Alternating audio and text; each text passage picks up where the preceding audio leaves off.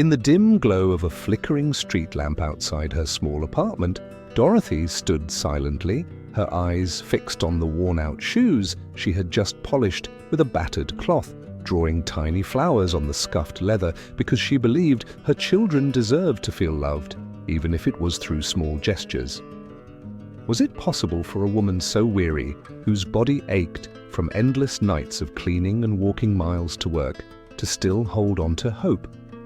Born in 1952 in Birmingham, Alabama, amid the heavy shadows of racial and economic oppression, Dorothy's life had always been a quiet struggle, her father forced to work double shifts at the steel mill until health problems finally pushed him to quit, while her mother scrubbed houses from dawn till dusk, her hands raw and aching.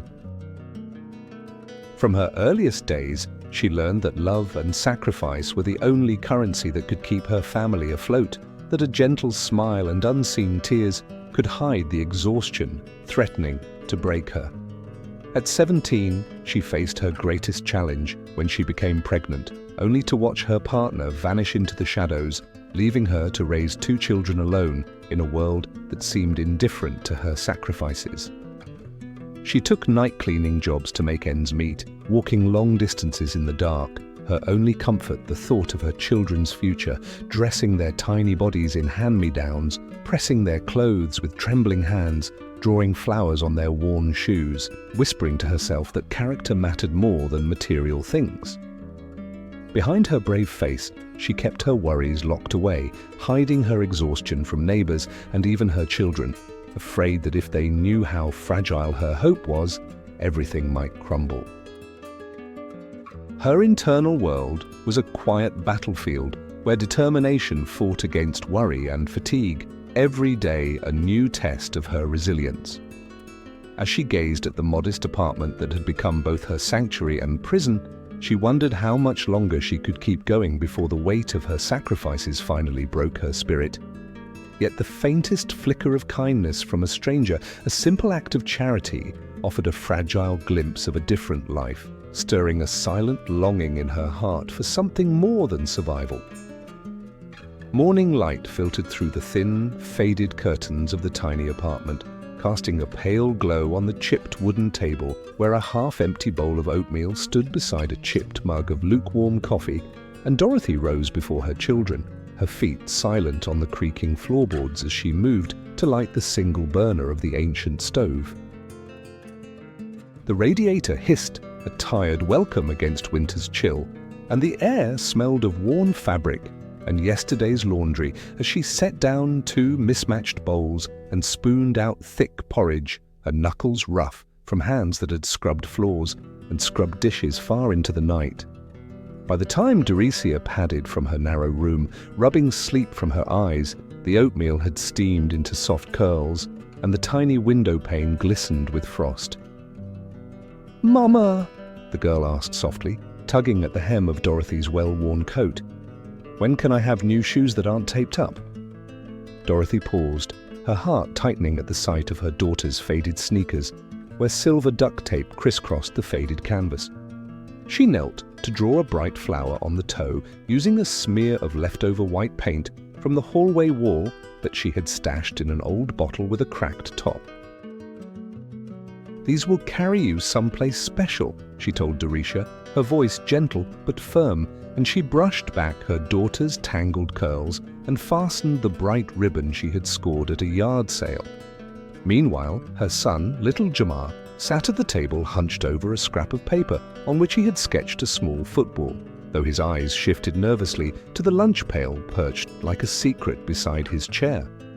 At school, they had laughed at his peanut butter sandwich, said it smelled funny, and wrapped their sandwiches in shiny paper that looked like treasure. Dorothy scooped up a square of cheese and tucked it between those 2 pieces of bread, then pressed a pressed flower from the windowsill into the top fold as a silent gift. When Jamar glared at her with confusion, she whispered, "Promise me you'll tell them it's rare." And he managed a small grin before bolting out the door, his breath swirling like winter smoke as he hurried away. Back at the stove, Dorothy reheated the thin soup she had left the night before, stirring in a handful of frozen vegetables plucked from the grocery dumpster, where she worked, stocking shelves in the early hours. She laced up her threadbare sneakers, the soles nearly worn through, and pulled on her battered coat, the one with the missing button that made a hollow clang each time she shifted. She kissed each child goodbye, her lips lingering on their foreheads, braided Doritia's damp hair into neat plaits, and straightened Jamar's crooked shoelace with the tenderness of a mother who understood the weight of small cruelties. Outside, the city awoke in a hush of icy wind, and Dorothy clutched her sparse scarf tighter, feeling the bitter air pinch her cheeks as she hurried down the block toward the bus stop, the soles of her shoes slapping against the pavement in a rhythm that matched her steady resolve. At the factory where she cleaned offices by day, and at the grocery store where she stocked shelves by night, she moved through rooms with quiet efficiency, her spine aching beneath the bundle of fresh linens she carried, her thoughts half with her children and half with the next pile of dishes waiting in the kitchen at home. Lunchtime brought a few spare coins, her only luxury, and she bought a small candy bar that she tucked into her pocket for Doritia's after-school treat. And later, she wrapped her arms around her children as they shivered in a corner of the apartment where the draft squeezed in through the cracked window, pressing a worn quilt around them as if it were a fortress against the cold outside. That night, she burned candle stubs in a tin can to keep the soup warm, and she sat with her daughter as they traced stars on a scrap of paper, drawing dreams in colored pencil where real ones felt too heavy. She helped Jamar with his arithmetic, her finger guiding him through the sums, her own mind adding up the wages she would earn against the rent that loomed like a dark promise at the end of the month. In the dim glow of the candle, she let herself imagine a different life, one where her children chased snowflakes in a warm coat, where their laughter echoed off painted walls, where new shoes waited by the door. But when the match flickered out, she returned to the quiet ritual of tucking them in, pressing her cheek against the cold pillow as she whispered words about hope and family being richer than any coin. Despite the exhaustion that crept into her bones and the ache that settled deep in her chest whenever she thought of the sacrifices that went unseen, Dorothy's resolve glowed brighter than the faint embers in the stove, and as she smoothed the tangled quilt over her children and rose to face another day, the ache in her heart deepened as her sacrifices went unnoticed, foreshadowing the struggles yet to come. Dorothy rose before dawn in the small, drafty apartment she called home, the bitter winter wind rattling the thin window panes as she pulled on threadbare mittens and slipped out into the dark to begin her first shift at the factory, the relentless hum of machinery greeting her like an old, unwelcome friend. By the time the sun broke over the Alabama horizon, she was already at the diner, washing dishes and scrubbing pots until her knuckles burned and her back protested with every bend. All around her, she felt the deep ache of exhaustion settling into every fiber of her body, yet she held fast to a quiet determination. She would work herself until she no longer had the strength to stand, if that was what it took to give Jamar and Doritia a chance to rise above hardship. Inside a hidden coffee can beneath a loose floorboard, she tucked away each frayed dollar bill she could spare, savoring the metallic clink as though it were the sweetest music, even while her pride warred with despair over how many nights she would go without hot tea just to tuck away another coin. At home, her two teenagers began to press against the edges of their childhoods, complaining that the apartment was too cold, or that they lacked the latest sports gear or the clothes their classmates wore.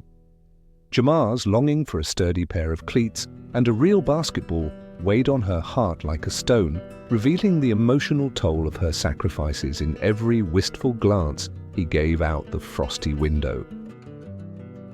Yet in those same moments, her chest swelled with pride when she remembered his acceptance into the gifted program and the sparkle in Doritia's eyes when she brought home her first honor roll certificate, the crisp paper folded neatly at the kitchen table as Dorothy whispered blessings over it and smoothed the edges with damp fingers. Each small victory seemed to light a flicker of warmth in her soul, even as her hands trembled during the workday and her feet ached with every weary step.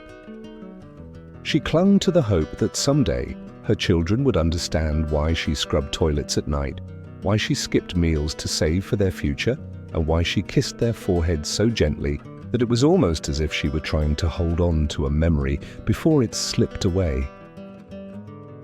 At home, when the house was hushed, except for the low creak of floorboards, she would turn on a soft gospel hymn and let the melody fill the cramped kitchen, her tired shoulders relaxing as she swayed in bare feet on the cold linoleum, her lips moving to words only she could hear.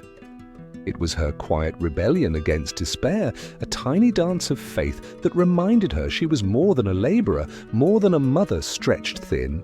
She was a woman with dreams too, and even if no one watched, she needed to feel alive. All the while, she shielded her children's innocence, slipping into their rooms at night to brush away tears of frustration, telling each of them in a whisper that they were stronger than poverty and more capable than they knew. And though the years of sacrifice wore her down, her laughter less frequent, her cheeks hollowing with worry, she refused to let the warmth of hope dim completely. In the crisp hush of an early morning before school, she pressed her palms to Jamar's shoulders and reminded him that a pair of cleats would come in time, that his talent on the court would open doors far beyond the concrete lot where he practiced alone. To Dericia, she handed a plate of oatmeal and a gentle reminder that grades opened windows to worlds she had only seen in books at the library. Their teen voices, once full of childlike wonder, now carried the first hints of independence and distant ambitions, and Dorothy felt a tender pang of fear that they might one day drift too far to notice the scars on her hands or the lines etched into her face. Still, she fixed them each a steaming cup of cocoa on school mornings, smoothing their hair with hands calloused from toil, and whispering, "Remember where you come from, and let it be the wind beneath your wings." Her voice steady, even as her heart trembled at the thought that her sacrifices might one day go as unnoticed as the snowfall that melted on the window pane before dawn. Dorothy arrived at the high school stadium before dawn eased into day, her worn cotton dress a faded patchwork of years, stitched together with hope and necessity, its hem brushed by the cracked concrete beneath her feet as she climbed the bleachers where families gathered like migrating birds, the air thick with the scent of fresh-cut grass and the faint whine of distant traffic. She smoothed the frayed fabric over her shoulders and leaned against the metal rail, remembering the long nights she had spent mending torn seams by the single bulb that cast shadows the size of giants on the peeling walls of their rented room. Around her, graduates in crisp robes chatted in excited bursts, tossing their caps high enough to catch the sun's first warm rays, while parents snapped pictures with glowing screens that flickered like tiny beacons of pride. Dorothy watched Dericia walk across the wide stage first, her steps sure and graceful, as she accepted a diploma she had earned, with a perfect scholarship and a relentless smile. And for a moment, the world seemed to pause in tribute to the child who once clutched her mother's hand so tightly that calluses had formed along her palm. Applause swelled and then faded into the shuffling of feet, and Jamar followed, his frame tall and lean, his eyes bright but distant, as though he were already scanning horizons far from this place of echoing cheers. Dorothy's chest swelled with a fierce, fragile pride as she clapped until her palms warmed and began to sting, her heart fluttering like a trapped bird when she saw the letters from college acceptance sealed in Jamar's notebook, the torn envelopes she had slipped into his backpack last week, fluttering there as if daring anyone to open them. For a moment, she imagined a future where they lingered by her side, where laughter flowed easily around their kitchen table, and her tired hands were still worth smoothing ruffled hair or stirring hopeful soup on cold nights. But as Jamar scanned the crowd, his gaze settled not on her hopeful face, but on classmates calling his name, and he offered her only a quick nod the same hitch in his jaw that always appeared when pride wrestled with something colder, something unspoken. After the ceremony, when the sun rode high and the stadium emptied in dusty waves of folding chairs and plastic water bottles, she approached her children with the softest smile she could muster, her throat dry as sand, longing for their warm embrace. Doricia hugged her first, squeezing tight enough to snap breath away, and Dorothy felt every ache in her bones dissolve in the fierce joy of that moment, the gratitude in her daughter's eyes like summer rain on a parched field. Jamar hesitated, his arms crossing over his chest, as if enveloping himself in armor, and when she asked him if he'd like to go for ice cream, he glanced at his watch with a flicker of impatience and said he had plans with friends. "I didn't know you were coming," he said, his tone polite but distant, as though her presence were a footnote rather than the opening chapter of his story. His words twisted inside her like brambles, but she forced a bright smile and told him it was all right. She could wait and cheer on his new beginnings from wherever she stood. He shrugged, stepped back toward the parking lot, and called over his shoulder, "Go ahead, Mom. You can head home if you want." In that instant, the fabric of her dress felt as thin as her resolve, the weight of every unpaid bill and every midnight vigil for 6 siblings pressing down like a storm cloud on her heart. She watched him disappear among flashing tail lights, recognizing in his retreat the same silent drift she had seen in the mirror on sleepless nights, when the reflection offered nothing but her own tired eyes and the faint promise of memories that might once have meant everything. Dorothy stood alone on the stadium steps, the applause and laughter now distant echoes, the breeze tugging at the edges of her dress as though urging her to follow. She clutched the hem with fingers that remembered every stitch of love she had woven into these children's lives, and for a moment she allowed herself to tremble, imagining that her sacrifices had built a bridge they would never cross again. Yet deep inside, beneath the sharpened pangs of loneliness, hope flickered like a candle in the dark. Perhaps tomorrow they would pause, turn back, and see the woman who had carried them through storms, whose quiet prayers and tattered dress told a story of unwavering devotion. With that fragile hope cradled against her ribs, she rose slowly, smoothing the wrinkles from her dress as if preparing it for another chapter, and walked away from the empty bleachers with a heart both full and aching. Dorothy had slipped quietly into the grand hall for her son's wedding, her heart drumming with a mix of pride and longing as she smoothed the faintly patterned lace of her gloves, hoping to catch a flicker of acknowledgement, but she felt her breath hitch when the bride's mother shot her a cool glance and whispered something that carried like a thin blade through the laughter in the air. She watched from a darkened corner as her son moved through the crowd, a handsome figure in crisp suit and shining cufflinks, and though he paused to greet family, he did not pause for her. She heard an aunt murmur about party favors and saw the new daughter-in-law's polite but distant smile, one that seemed painted on with careful restraint. The fragile hope that she had nurtured through countless birthdays and anniversaries began to chip at the edges, and she gripped the edge of a low table, feeling the tremor in her fingers. In that moment, every sacrifice of midnight feedings, every penny tucked away for school books, every scraped knee she had kissed, had gathered like heavy stones in her chest. She drew in a quiet breath, remembering how she had stood at a hospital bedside long ago while her son battled fever, and how she had plucked her daughter's hairpins from a nightstand while reading fairy tales by lamplight. Yet here, in the shimmer of crystal chandeliers and the rustle of silk gowns, she felt as though she had no place at all. When the toasts began, her heart slid further toward a cold ache as laughter rose to toast bright futures that felt built on foundations she no longer recognized. She tried to join the murmur of congratulatory words, offered a soft, "well done," alongside her exclamation of "congratulations,"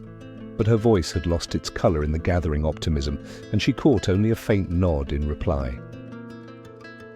Each smile she forced felt like a cracked mirror reflecting a distant version of herself, a younger woman who had believed love alone could keep a family close.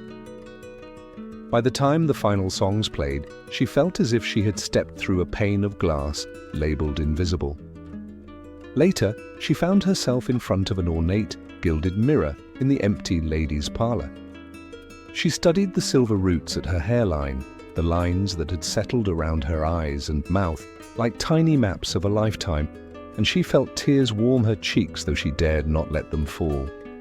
Her knees, once strong enough to chase after two giggling children, now protested with every step, and her dress hung looser at the waist as though her body were letting go of its own story. When her daughter visited the following week, carrying bright gift boxes and a promise that she would help her mother find a small house of her own, Dorothy mustered a soft smile and nodded, though she kept her gaze trained on the bouquet of lilies marking the center of the table.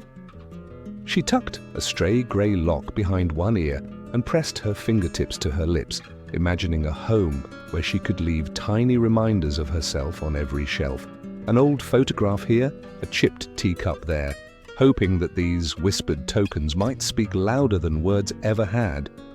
Yet even that hopeful vision trembled when she rose from the table and felt a sudden weakness in her knees, a hollow pulse in her temples like the soft beating of a distant drum. She wondered if her children would notice if she faded completely, like morning mist burned away by the rising sun. Still, she held to a thread of hope, fragile as a spider's silk, that these quiet acts of love, both given and received, could build something stronger than any cold dismissal. In the fading dusk, she stood once more before the mirror, lifted a trembling hand to brush a speck of dust from the glass, and in that small gesture she recognized a truth she had known all along. Even the most cracked foundations could bear the weight of a mother's enduring hope. Dorothy felt a sudden warmth in her chest one quiet afternoon as she was straightening papers at the corner desk of the small insurance office she had managed for more than 2 decades, and before she could call for help, the room spun with fluorescent glare and the hard tick of the wall clock,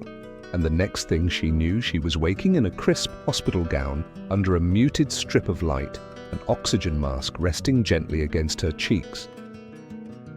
A mild heart attack, the doctor said, and a stern social worker added that no one from her family had bothered to come by.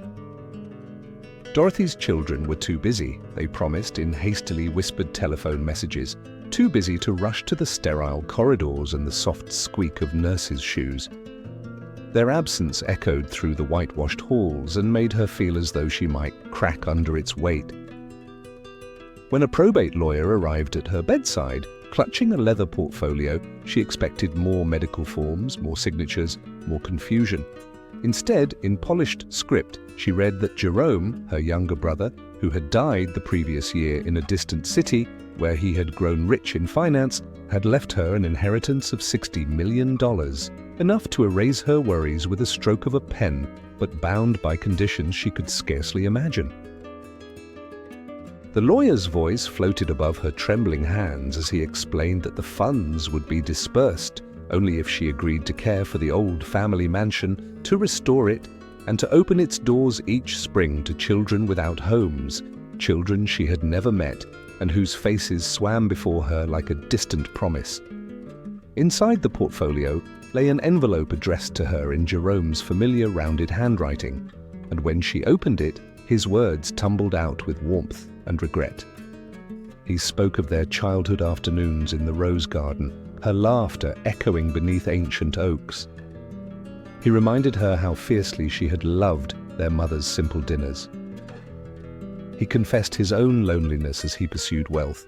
and assured her that her happiness had always mattered more to him than any number in an account ledger. Dorothy read and reread the letter under the soft hum of the hospital radiator, tears tracing cool channels down her cheeks as shock gave way to a fierce surge of pride and gratitude, a knowledge that she had quietly been looked after by the brother she had thought lost to long commutes and financial ledgers. She pictured herself stepping into a future shaped not by exhaustion, and a hollowed purse, but by possibility, by an unexpected safety net woven from Jerome's enduring affection. Though her body still ached from the episode and she felt the lazy throb of arthritis in her knuckles each morning when she tried to dress, she began to imagine life differently. A short move to a modest seaside hotel where she could watch gulls drift above grey waves while she recovered enough strength to oversee the mansion's renovation. The smell of fresh paint and polished floors greeting her each dawn in rooms that she would fill with laughter.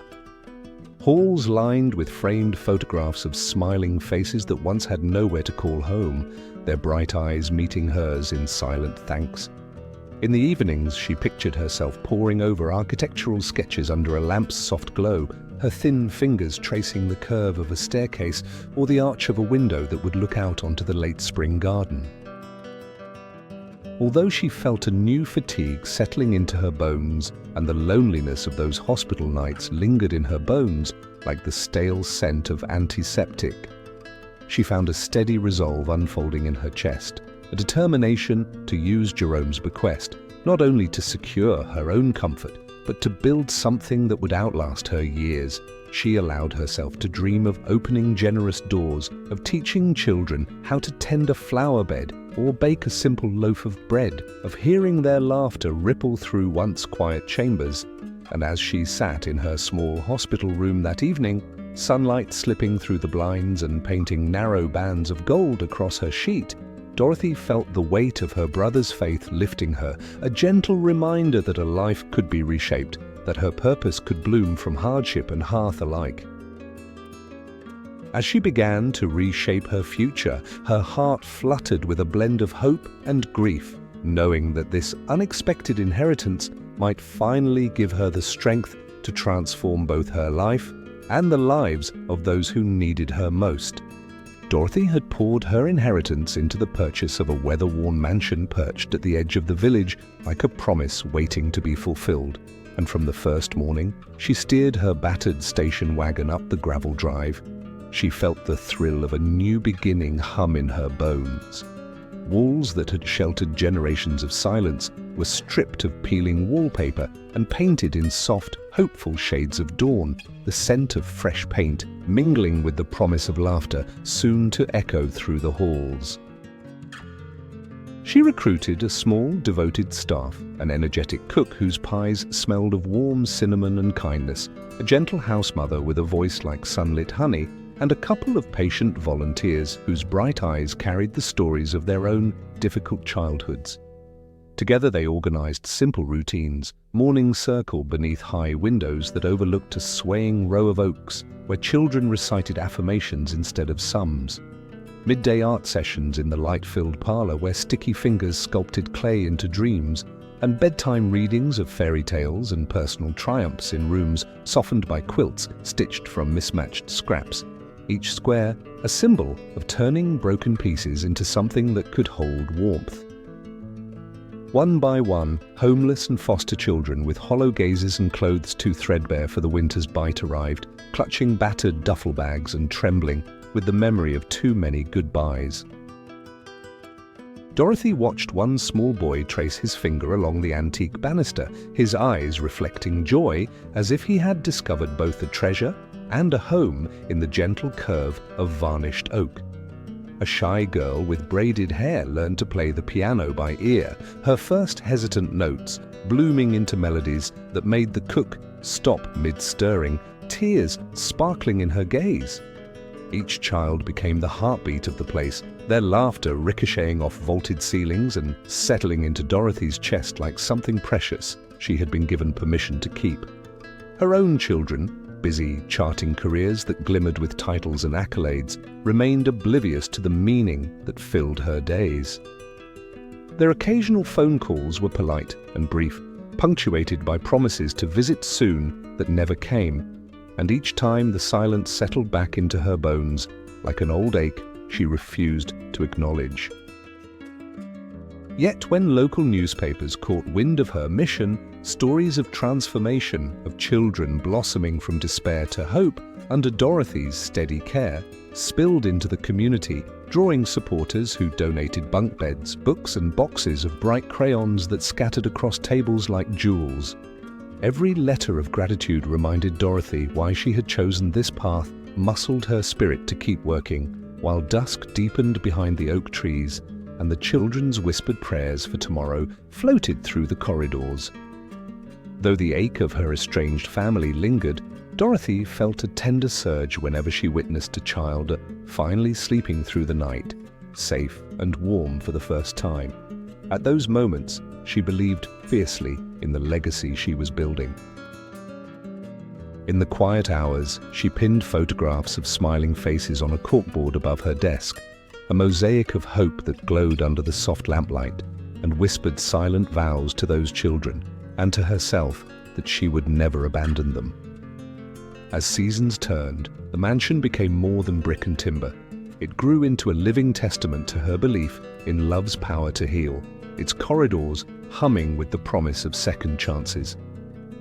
One chilly autumn afternoon, a delivery arrived for her eldest son, addressed to the old family estate she no longer owned, and as she guided the trembling courier toward the front door, she realized how far she had journeyed from the life she once imagined.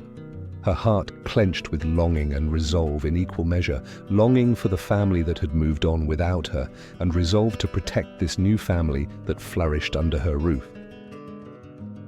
Invitations to community gatherings followed, where neighbors peeked behind French doors and saw children dancing in mismatched socks, faces bright as lanterns strung above them, and they began to whisper of miracles taking root on the property that had once been silent. At last word reached her grown children of the home that bore their mother's name and the lives she had mended, and they came awkwardly with bouquets and apologies tangled in their voices, stepping through the threshold into a world they had forgotten existed. They tentatively joined art lessons, listened as a boy named Jesse played them a melody he had composed for Someone Who Believed in Me, and watched a little girl named Marta leap into Dorothy's arms, her laughter echoing the truth that family could be chosen as fiercely as it could be born. In the soft glow of that evening, Dorothy saw remorse and possibility waltzing in her children's eyes, and she recognized that while old wounds might never fully vanish, love offered a path toward renewal. She stood in the doorway, the scent of warm bread and fresh paint swirling at her feet, and felt her life settle into a shape she might once have thought impossible, a legacy woven of whispered prayers, sticky fingerprints on craft tables, hopeful lyrics in the air, and the steady knowledge that she had learned to love not only with her whole heart, but with enough courage to build a family beyond blood, finally finding the peace she had sought for so long.